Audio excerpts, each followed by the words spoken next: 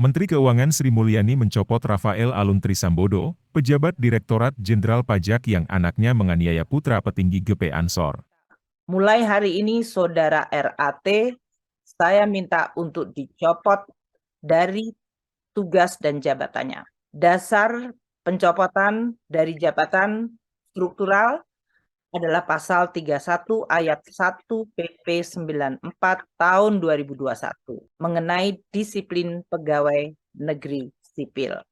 Saya juga sudah meminta agar pemeriksaan pelanggaran disiplin Saudara RAT ditindaklanjuti. Nama Rafael Alun Trisambodo viral setelah putranya Mario Dandi Satrio terlibat kasus penganiayaan terhadap David, putra petinggi GP Ansor.